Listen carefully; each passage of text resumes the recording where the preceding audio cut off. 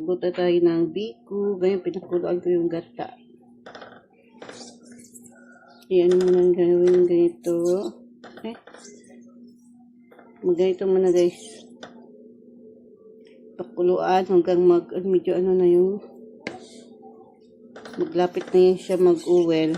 Saka natin ilagay yung asukal para maganda siya. Hindi siya madali mapanis.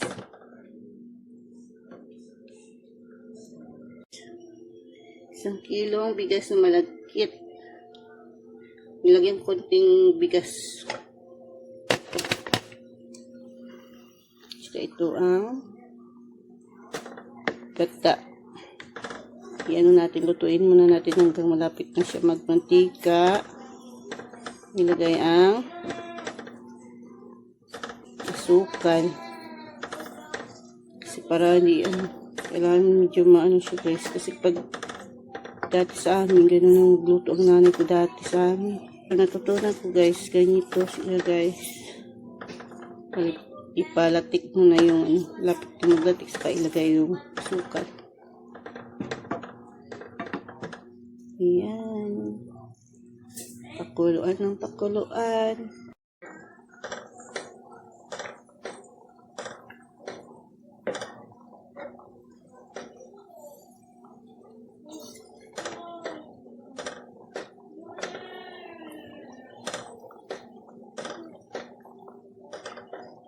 Ganyan siya guys, malapit na maglatik. Lagyan natin mamaya ng asukal. So ganito guys, kailangan kasi para ganito guys, para hindi dali na mapanis. Kasi ganun dati kami magluto ng nanay ko. Pag na yung gata, kuluan ng ilang minutos, lagay na yung asukal.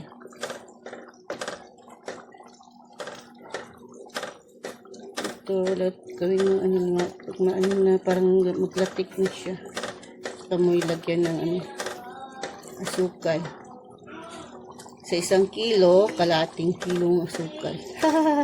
Dami na kayo, no? Palistik. Hindi nata. Ayan, so. Ito lang pala yung daming asukal nito. Ay, kalating kilo. Kasi 1 kilong bigas na malagkit kasi. Ayan guys, malapit na.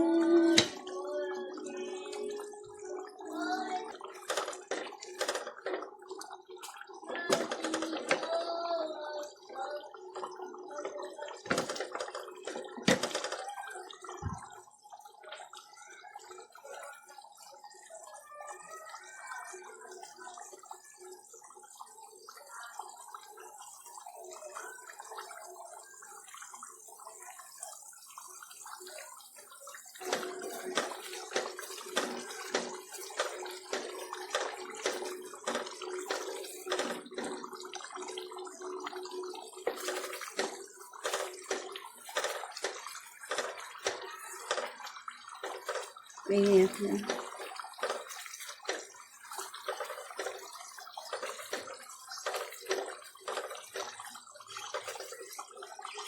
Pantay akong tuwalo.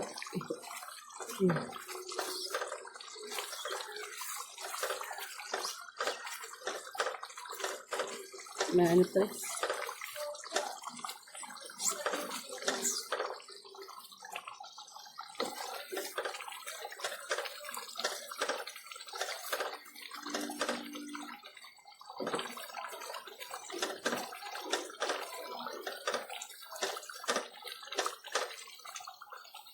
Ito yung guys, lagay yung gata. Pwede nilagay yung asukal na kalating kilo.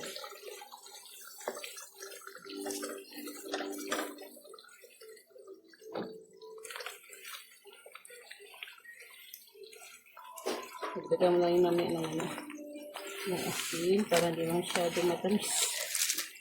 Matamis siya. Ano pa natin? Ang puti na.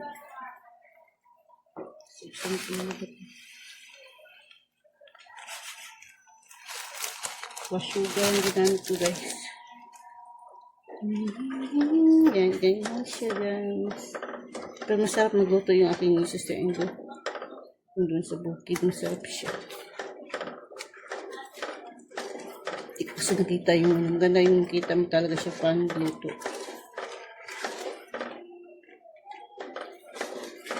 Masarap ng kanyang biko kung nagluto yun.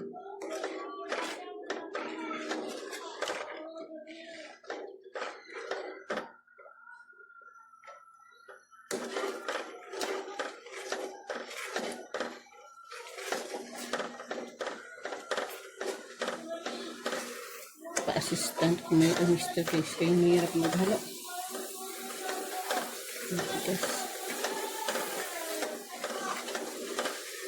Maingay aking paligid guys.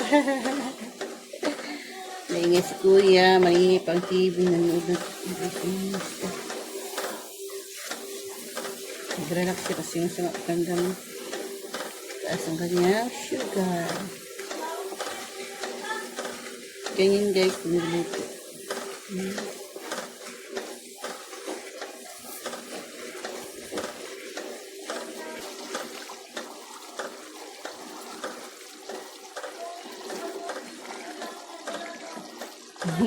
Wala na tayong content guys.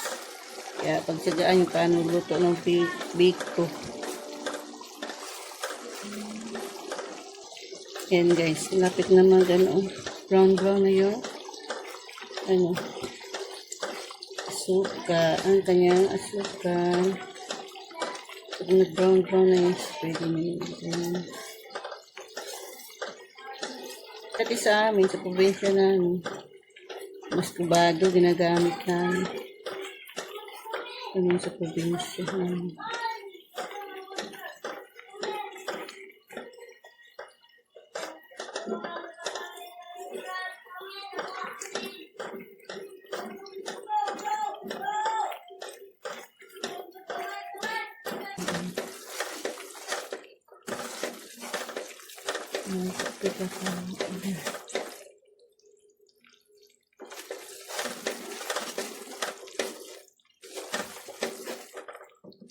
Uwil na siya.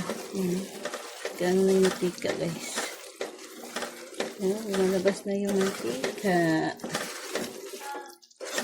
Ganyan sila magluto dito sa mga ikot guys. Sa amin, iba naman kasi. Tapos kung niluto, isang kainan na, ubos na. Ito, magluto sila minsan, di maubos. Iba naman, nasyarong na lang ito yung biko. Kasi may mga iba pang pagkain. Yung sa amin kasi, nagluto nito yung biko. Wala nang para bukas. Ubos na. Kaya pag nagluto, ang kailangan, yun guys, uwel na siya. Ayan. Asis pa nista ko. Kasi, kaya pag bango na siya guys.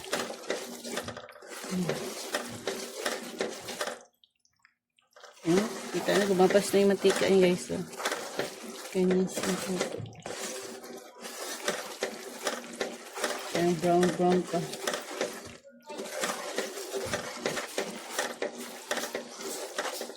Ganyan siya natuto eh.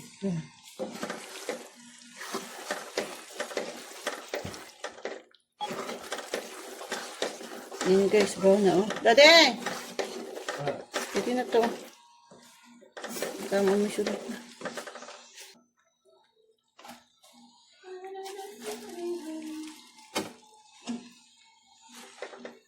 Naing ako.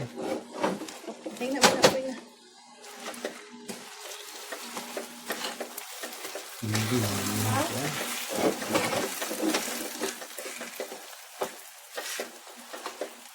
Okay.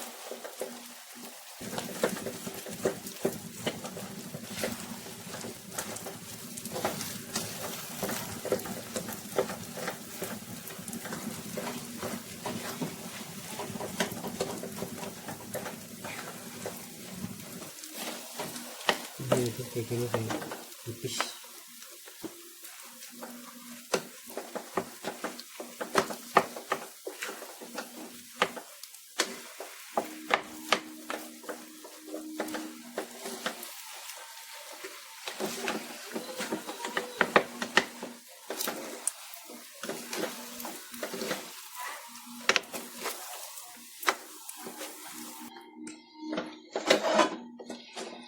Hindi ako.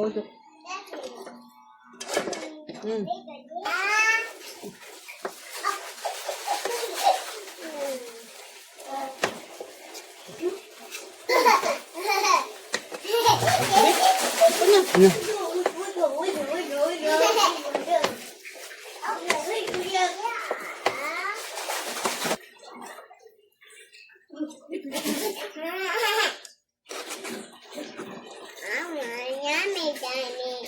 Sige, mas ako wala mo daw.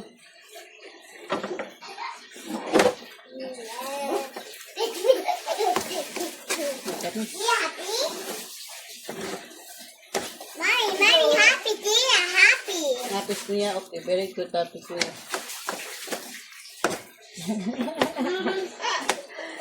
Happy birthday to you.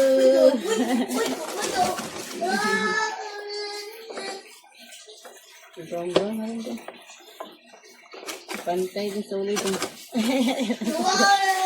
Sarap kumain ito guys. Sarap din ah. Doon, talas doon. Yurtin sekilo. Yurtin Yeah, sekilo paano mi. naman basta dito? Yurtin sekilo. Yeah. Nga lang.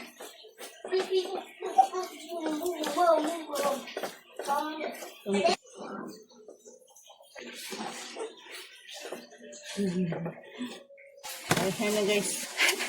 Ang hirap mag-alo guys. Kontik naman. Hindi ko kaya pag pula.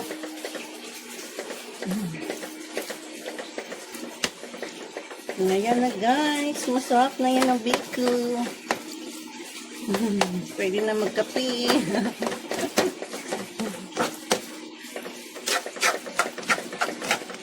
Hindi siya. Pwede na yan ito.